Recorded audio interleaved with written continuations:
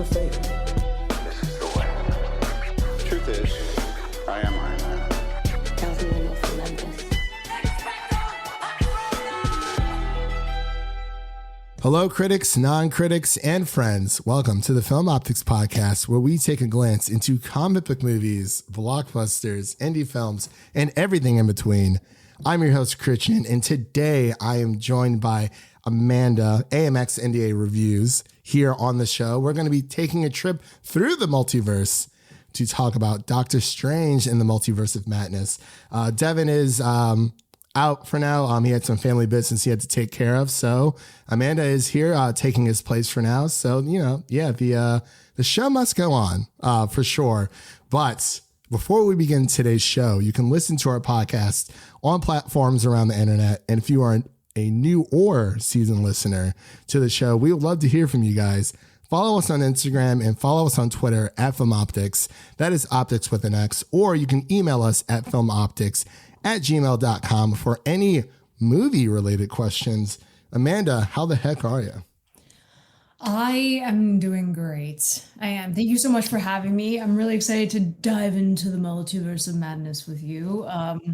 But yeah, I feel like I'm low-key a bit tired just because I feel like so much happened in this movie and I'm still trying to process it. Like, I don't think I slept last night because I was trying to process everything. So that's how I'm doing. I will say, when I came out of the theater, I was tired too. And it was only a 2-hour movie. But I do agree. There's a lot happening in this movie, and I feel like it needs a second viewing to kind of understand everything that's going on, because it's just a lot was thrown at you. And the way that this movie is kind of set up from the get-go, it's just hits the ground running, much like, I would even say like Rise of Skywalker, where like the beginning of that movie was just very fast-paced. And it's like, oh, like we're here. And it's like, it kind of felt like there was a part missing during the beginning, but Oh yeah. I feel like we got the midsection, the act 2 and 3 of everything, but I feel like we didn't really get an act 1. But yeah, I'm doing good as well. Just moving into a new place. So that's always exciting. Yeah. Other than that, I watched... I've been like rewatching Community. I'm trying to find something new to watch. I was going to start watching Halo, but I don't know. I watched like the first 2 episodes and I couldn't get into it like at all. Like the first episode was pretty good, but the second one I was like, I feel like I can watch something else. So I got to find something like new, like fresh to watch. Schitt's Creek is actually leaving Netflix, so I might dive into that before. You need to. I finished it in a month and there's like 6 seasons. Like, that's how awesome that series is. It's so funny and lighthearted. I need to get into it. I've heard so many great things, but I also want to get into like Flag Means Death, or I think it's Our Flag Means Death. I think that's what it's called. I don't know. Yeah. There's just so much, but it's like, this multiverse movie for Doctor Strange, technically the second Doctor Strange movie, kind of just snuck up. Like, it's May. Like, I mean, we were able to both see it early, thanks to Marvel and our respected, I guess, Ally Global, whatever it may be. But so we saw it last night, and it was wow. that's best way to put it. Yeah, pretty much. Are you ready to kind of just dive into the multiverse to talk about this? I'm ready. All right, ladies and gentlemen, we'll be right back after this introduction to Doctor Strange in the Multiverse of Madness. Every night, I dream the same dream. And then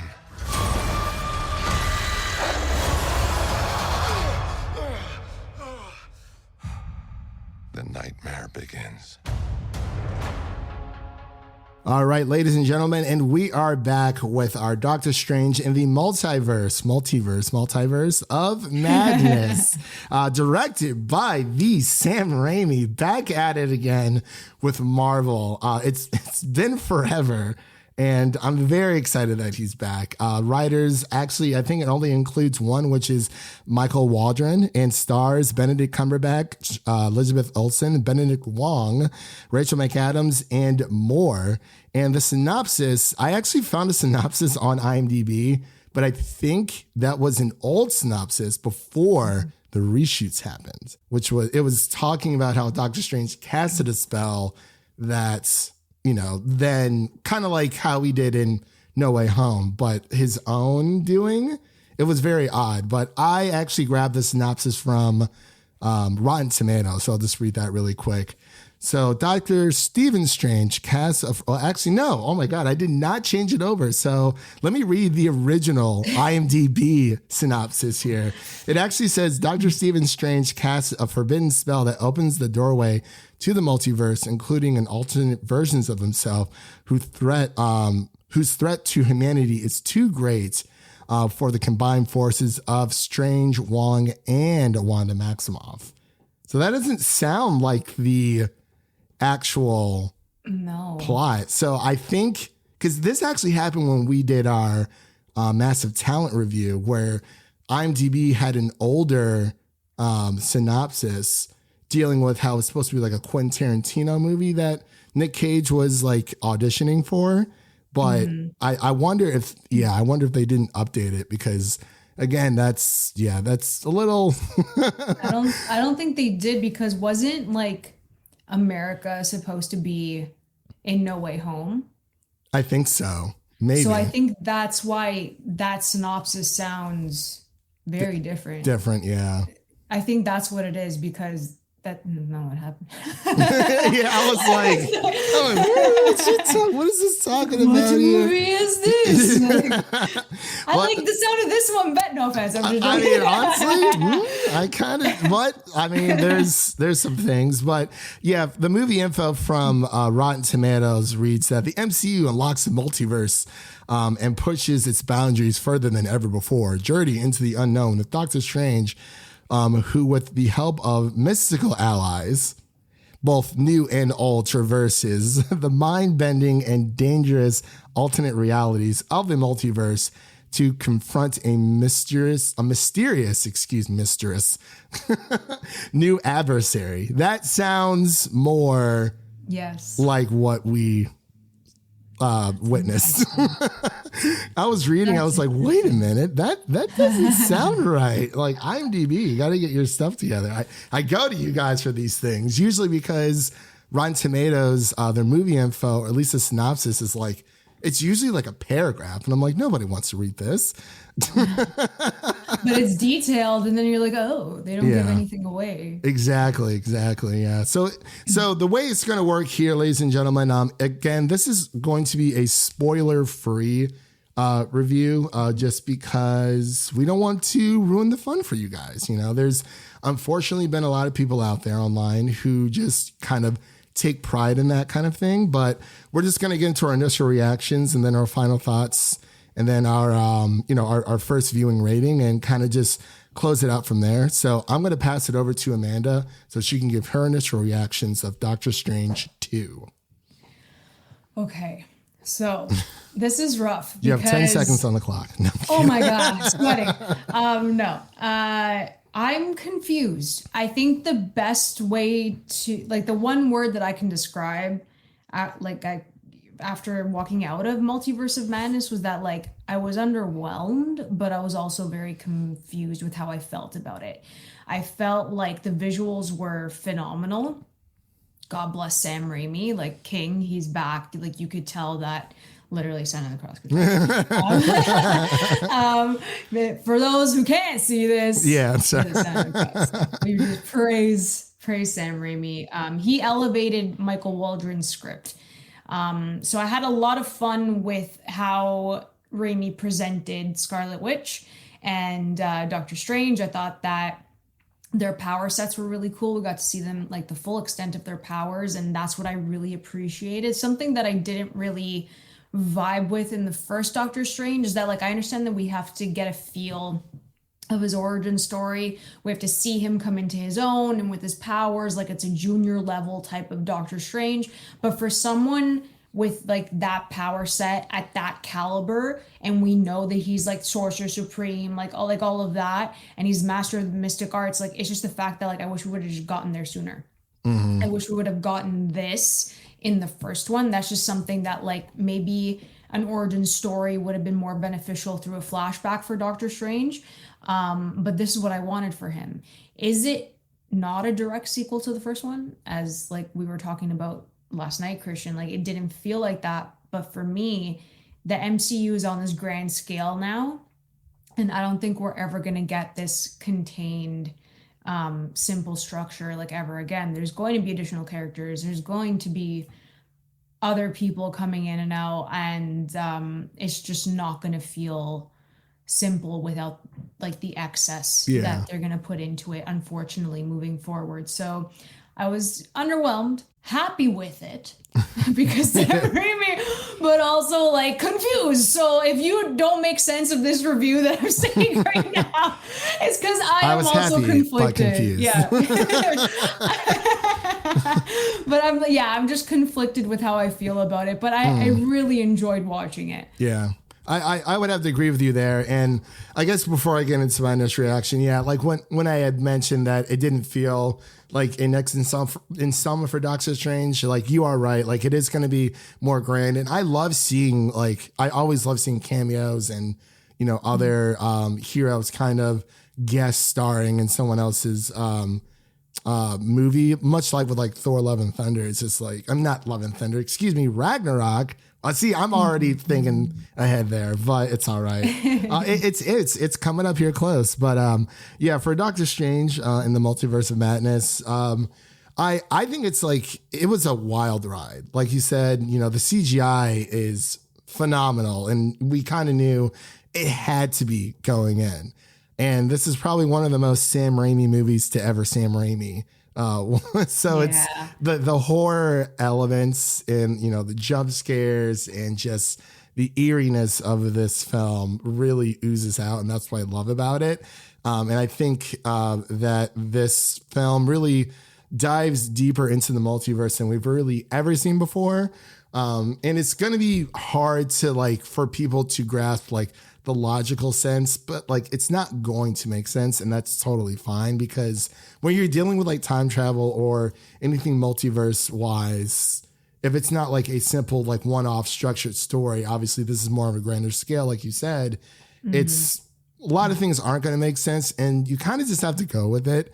It's just like when people were complaining about was The Last Jedi, when they're dropping bombs on like, you know, these Star Destroyers, and they're like, oh, there's no gravity in space. And I'm like, you believe in a space wizard with a laser sword, you know, flipping around the galaxy, just cutting people in half like they're carved turkey. But no gravity in space is where you draw the line. Physics. It's like, physics. okay. Yeah. Is this physics?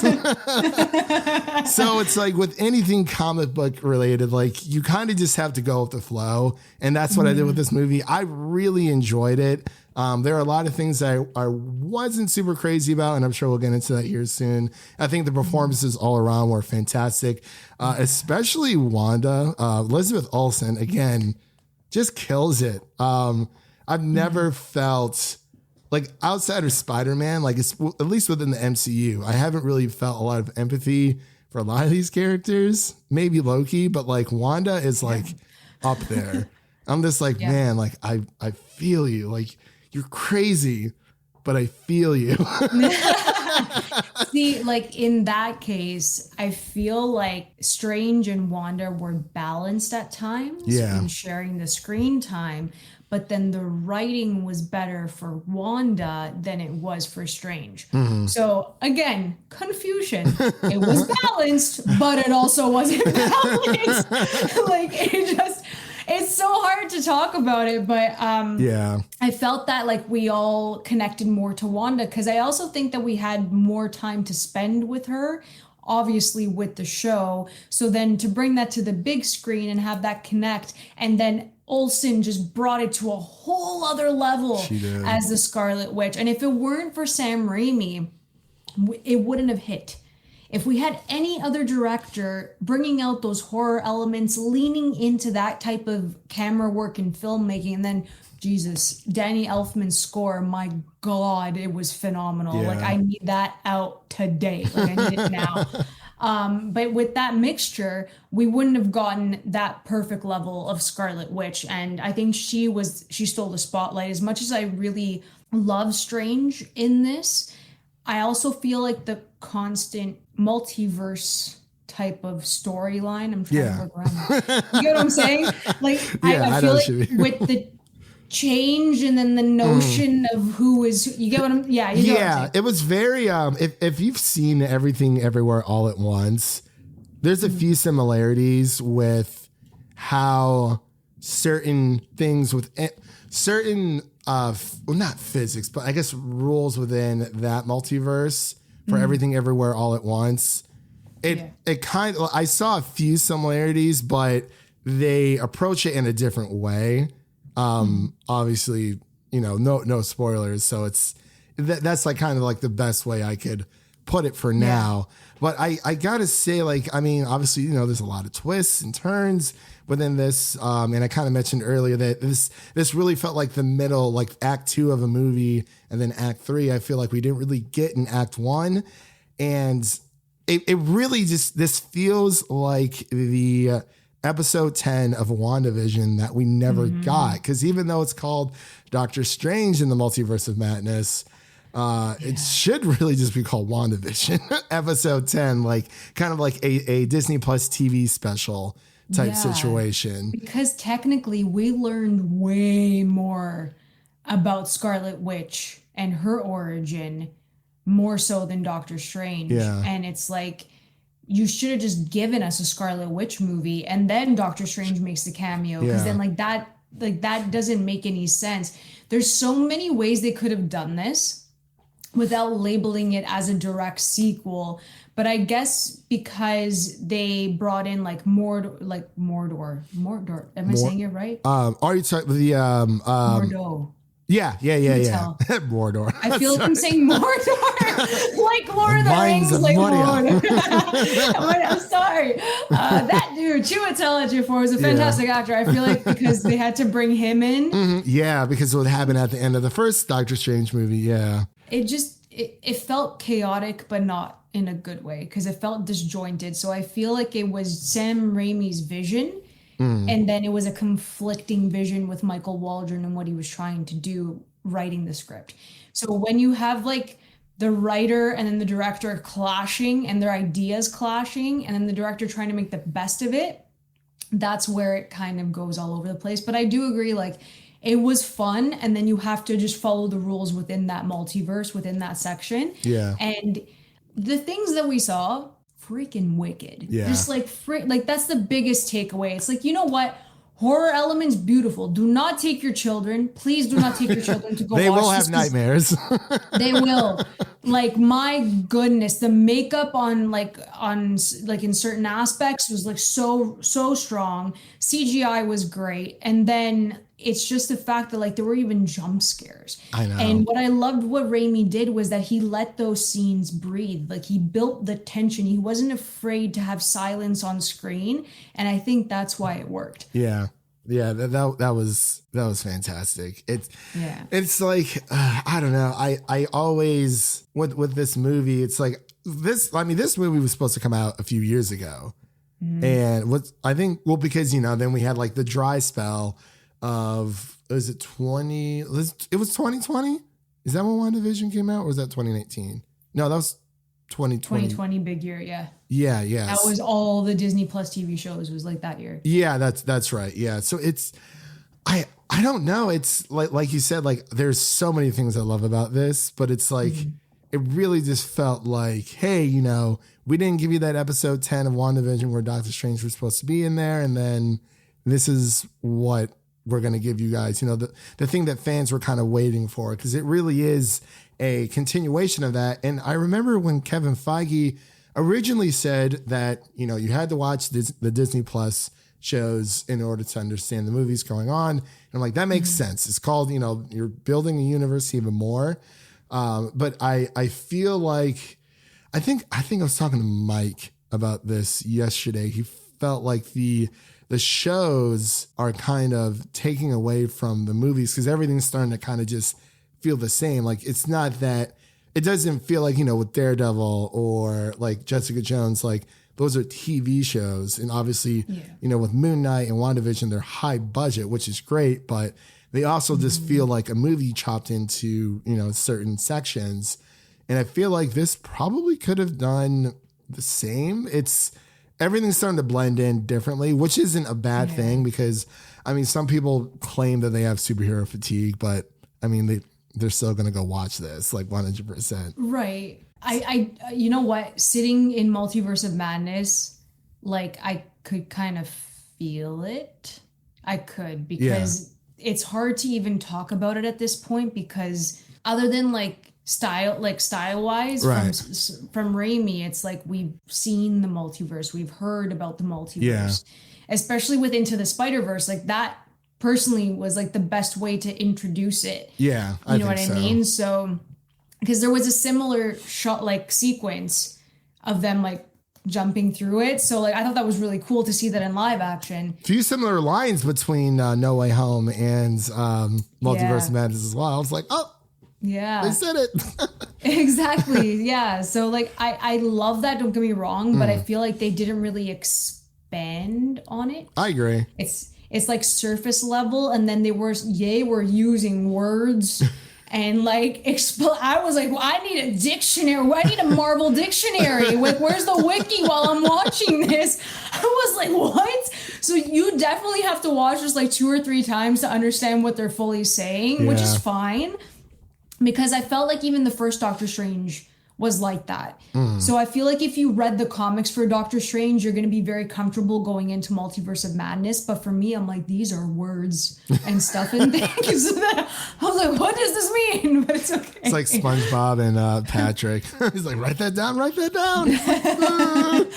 Bring my notepad on Thursday. I can never bring notepads, and I can't write notes during a movie. I see so many people, at least during, when you watch it with critics versus watch, because I got to watch this with audience. Because that's what it was. Spider-Man, it was a whole nother level. God tier. It was amazing. Yeah. There's literally nothing better than that. But I wonder how other Marvel fans are going to take to this. It's middle of the road for sure. It's not the best, but it's not the worst. It's good, not great.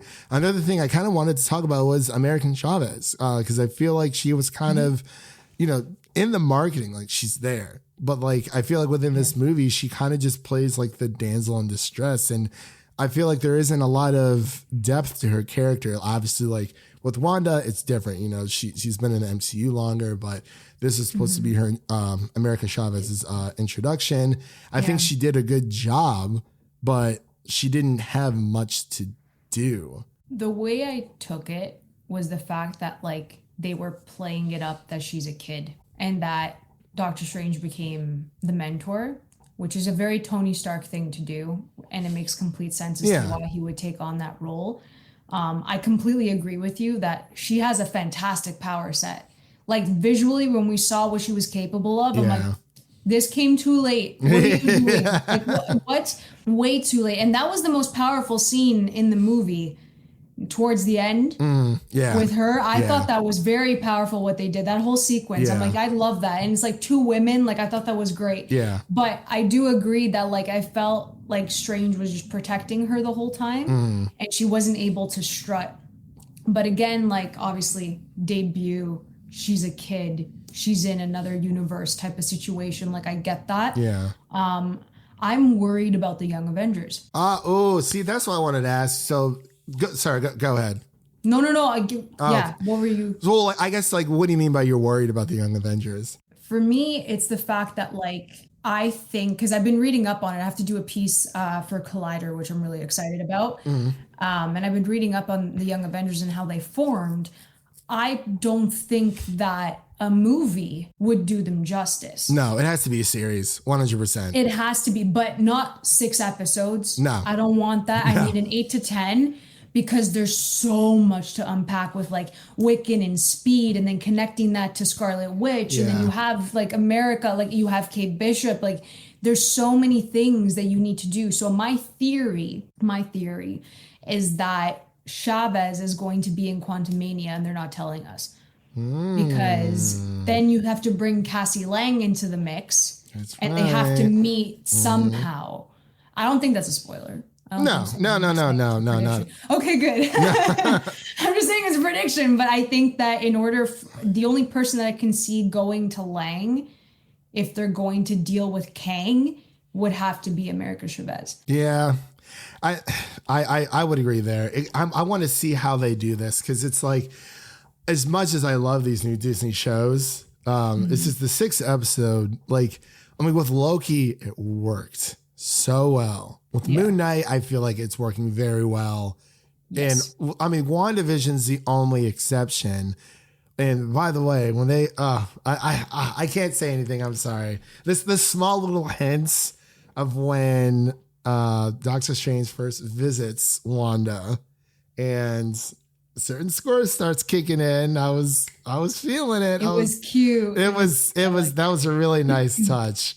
But yeah, it's there's so much to unpack here, and it's crazy. But yeah, the Young Avengers, that is a very interesting theory. I want to see how they tackle that, because it's how are they, we know from the trailer that, we hear Patrick Stewart's voice.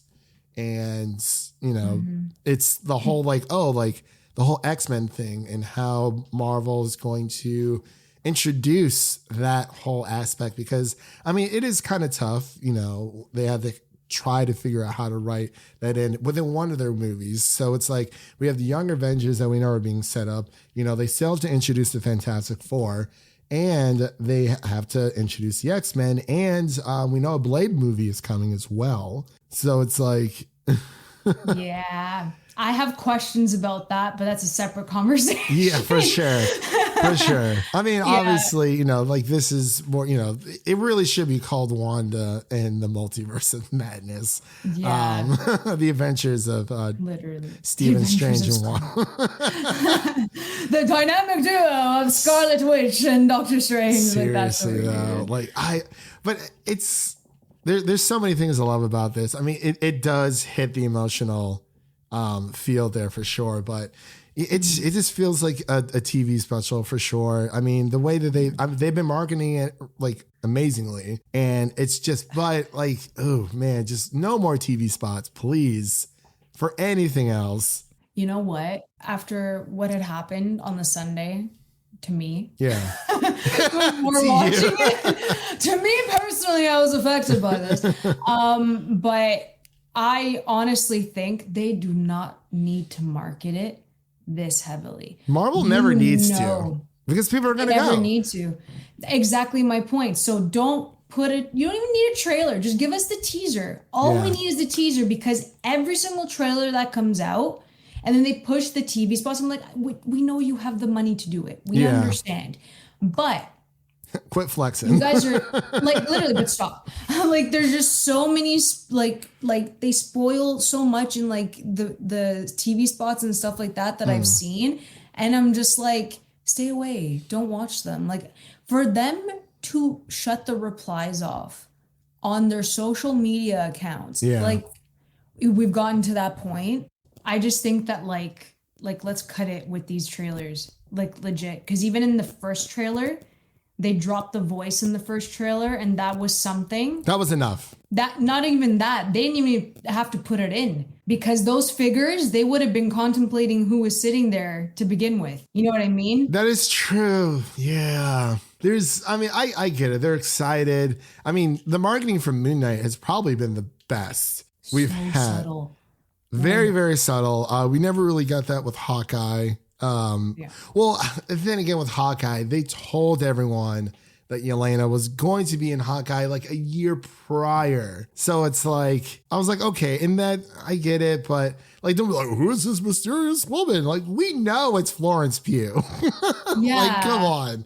Even with like Kingpin, I'm just like, is this a surprise? I Like, at love. this point. I love. I don't care what anyone says. I loved his get up. I'm like, he was coming back from vacation. He hitting looked great. He did, and it's like straight from the comics. And like, I haven't read a comic in years. I just don't have the time for it. But I feel like for the general audience, they're gonna be like, wow, you know, Doctor Strange 2 is like really good. For Marvel fans, I think Marvel fans are gonna enjoy this as well. I mean, like I'm a big MCU fan, but I do agree they don't have to over market. Like, I mean, it's like, I mean, they're not, like, I hate to make this comparison, but like they're not DC. Like, because DC's track record has been so rocky. I mean, they're finally getting to a good place. Hopefully, but well, I don't know with what they're doing over there right now. So we'll see. it's gonna get messy before it gets good. But like, even for I don't know, I feel like they did a really good job of just marketing for DC for was it like Peacemaker, but that was kind of like out of the blue. No one really expected that to be as good as it ended up being. But yeah, it's just, I feel like Marvel just gets super excited and they want to overshare, and that doesn't need to happen because they've built this. Like, I mean, even and by the way, really quick, the post credit scenes, No. especially the second one, I was like, you know what? I would have been happy with like just Doctor Strange like will return, like that part as they always do, and I'm like, I'm good, yeah. And then that popped up. I'm like, should have said somebody else's name, but I'm not going to say who because I have some questions. Same about some people. Yeah. Like, we where can't talk is this about person? That, But no, I completely feel you. I did not like the post-credit scenes because you know what? On top of that, there were rumors. Oh, see, I didn't look into the rumors. I clearly spend too much time on Twitter that I find this stuff. And like, it bothers me so much that people are just openly talking about it. Like, even there are other critics who are getting access to like, you know, the screenings, and they don't know how to not say something. Like, it's easy to spoil, sure, but it's really easy not to spoil a movie. It's so easy. Yeah, I mean, we've been talking here for like 40 minutes and haven't uttered a single spoil. So it's exactly. Like, it boggles my mind that we have to put warnings out. It leaves a bad taste in my mouth because that's not what the movie going experience is about. And now because of social media, it's all like clout. Who's going to get it out first for the hit tweet? And I'm like, this is not how you consume. I don't even care about hit tweets. I feel like they're overrated. I accidentally had a hit tweet with the Batman because it came out that it was 3 hours long. And I quote tweeted saying, it was an article saying that the Batman, you know, it's too long. Like 3 hours is too long for the Batman. And I think I quote tweeted saying, if you can binge watch a TV show, you can sit through a 3 hour movie. They got like 30,000 something likes or whatever.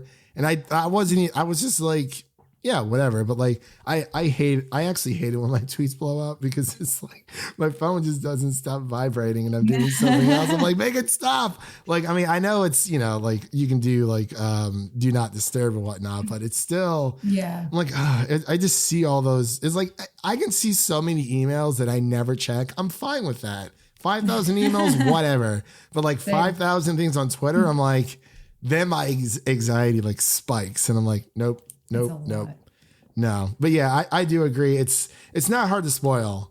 Like, but it's just talk about, you can talk about a movie without talking about the movie. I mean, like writers do it all the time. It's very easy. Like if you're going to have a spoiler section, that's fine. Just let people know ahead of time. And that's all it is.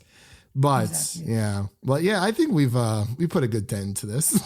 Yeah, I think we did. I think we covered, you know what? We said a lot without saying anything.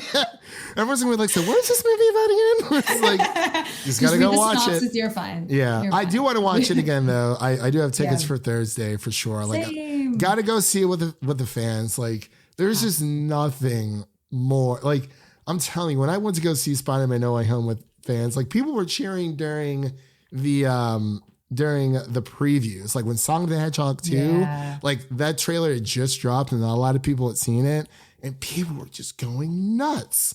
Yeah, It was the insane. vibe and the energy in there is insane. Like, Yeah. I love doing that. Even if like I've watched it, that preview of like the pre-screening at like 4 or 7 on the Thursday. Yeah. That's when like the diehards go, Yep. and it's a completely different Right. experience. It's so fun. Yeah. It's too bad we don't get midnight releases anymore, but whatever. You know what? I'm happy about it. I'm so happy Actually, about it. yeah. Because you know what, releasing it the day before at 4 o'clock just so you can get your review out by like nighttime, and then it's like you're Yeah. here for Friday is perfect. Like I love doing that now. That is Thanks, true. movies. Yeah. Thanks, They guys. listen. For sure. But yeah, I mean, Doctor Strange Multiverse of Madness, really, really great. I guess we'll get into our first round of ratings really quick, and then we'll close on out here. So what would you give it after your first watch? After my first watch, I was sitting at like a 3.5 out of 5, so a 7.5 out of 10 I would Yeah. give it. Yeah, for me, I accidentally gave it like a 2.5 early on Letterboxd. I'm like, wait, no, it wasn't that bad. And so I had to change it over. I just gave it a 3 out of 5. So I guess that's like a 7 out of 10. There's so much great here. It's just, I feel like something is missing. It felt, the pacing was kind of weird. It just felt, I mean, fractured, obviously, but I feel like that was intentional. But it's it is a wild ride. Like I say, it's not the best Marvel movie out there, but it's not the worst. I saw a few critics were saying that it was maybe like a step above Captain Marvel. And I hate that Captain Marvel is like the one film that everyone's like, oh, well, like, it's like, oh, like, what, was it better than Green Lantern? Of course it was. Oh, then you're fine. Like, why is that the bar? Because it's not good. It's okay. Like, it's not the best. I preferred Multiverse of Madness. Oh, for sure. To Captain Marvel, because at least visually it was more exciting to watch than what we got in Captain Marvel. And like, she has amazing power set. But she didn't really have any depth to like her actual character. We saw how strong she was, but that was it.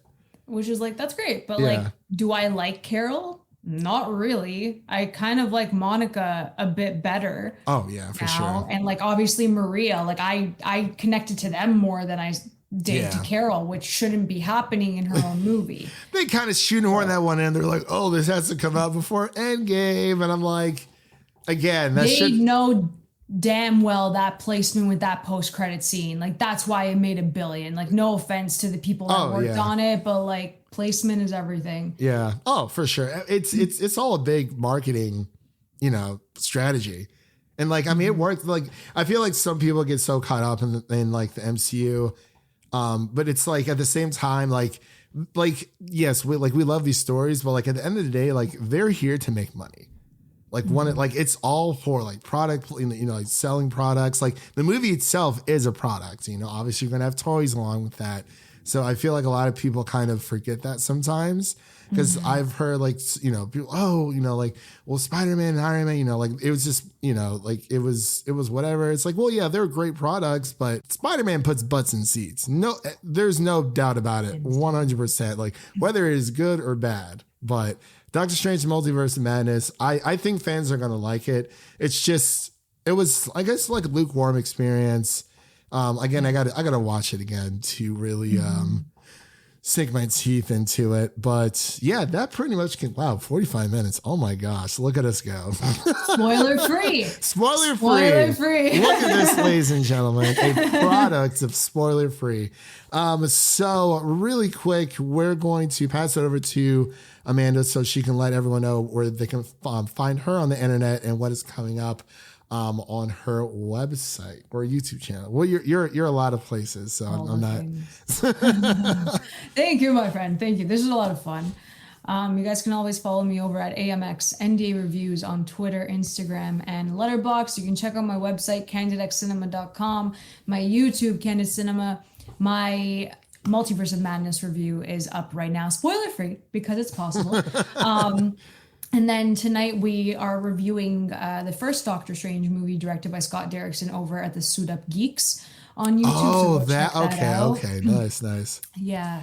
So we're doing that. And then obviously tomorrow, my Moon Knight finale review will be up everywhere. You can check me out on geekbomb.net. You can check me out on Collider. Feels good to say that. And yeah, you can just find me there always. All right. And for us here, what's coming up on the show, what's already out on the show. So we have our Northman review that's out for everyone to listen to, as well as our Unbearable Weight of Massive Talent review that is out for everyone to sink their teeth into. And of course, we have our Moon Knight episode 5 review that is out. And then we will be covering episode 6 here on the show. I believe Leo is going to be coming on to join us for that one. So that would be a lot of fun.